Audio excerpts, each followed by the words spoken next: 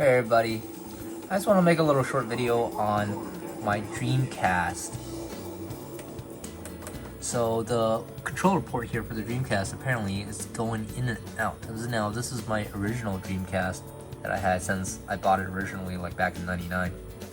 And I don't use it that much frequently since I got another one modded, but I still like to have my original one that's still intact with all the original parts. But I noticed that recently this port, when I try to use it, it's been disconnecting on me randomly. I've been told that it's probably because of the fuse in it might have gone bad if you pull out and plug in the controllers while the Dreamcast is still on. So I don't know if that's the issue or it's a power issue, but let me see if I can demonstrate it like disconnecting on me. So right now it's all connected, but sometimes if I'm just like moving around and it just like disconnects, and then you'll see it stop responding.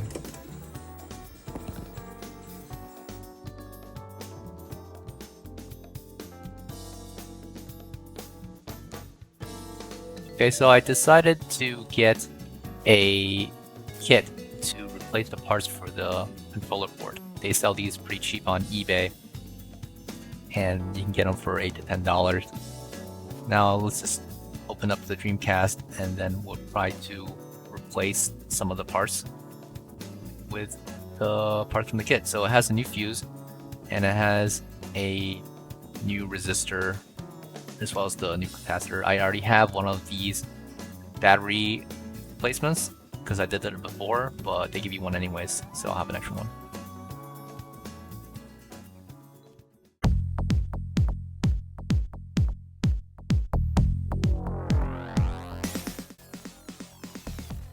As you can see the inside, I just have to unplug the power, and then I get rid of these screws, and then I take out the belt, and it's pretty easy to take out.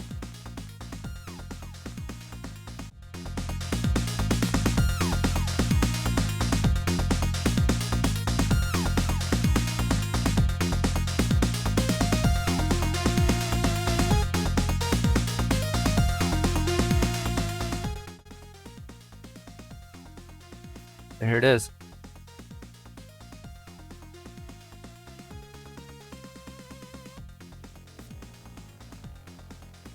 And you can see the capacitor there. I can replace it. I can just I'll do it one at a time, and I'll do the resistor first, then do the capacitor, and then I'll do the fuse. Alright, so I replaced the resistor. It was pretty easy to get out. I did have to use the soldering wick to get rid of the old one. Okay, so now I replaced the capacitor. It was a little difficult to get out because they actually put solder on the top part of the board instead of just the bottom part. And I had to get the soldering iron there to heat up the top part to whip away some of the solder up there so I can get it out. So just go slow and you should be able to do it. Just make sure you're very careful. Okay, so the next part was I had to take out the fuse. The fuse is a little harder to get out, so what I should have done was actually taken out the capacitor and left the capacitor out, and then taken out the fuse instead of putting the new capacitor in. So then I would have had more space to work with. But instead, it was a little difficult because, again, with the fuse, they soldered up the top, and I had to wick away the solder from the top to get it out easily. So I had to be very slow and careful with the soldering wick. But just go slow and you should be able to do it. Just try not to melt any of the plastic around it, try not to touch anything. And yeah, so now I can stick the new fuse in there pretty easily. You can see the holes are there. Alright, so now the new fuse is in. We're ready to put it back in.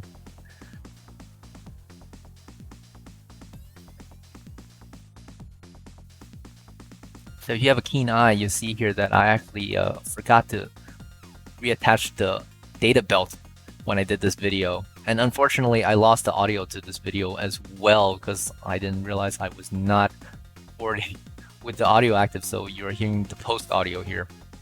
I did have to reopen it and then connect the belt. Alright, it's plugged back in. Everything is working, I believe. In all directions, all buttons are working. So hopefully it won't have the disconnect issue anymore. I guess I'll report back if it actually didn't fix the issue. I may have to see if there's a power issue or not, but hopefully this will fix it. And yeah, so these things have been known to have failures.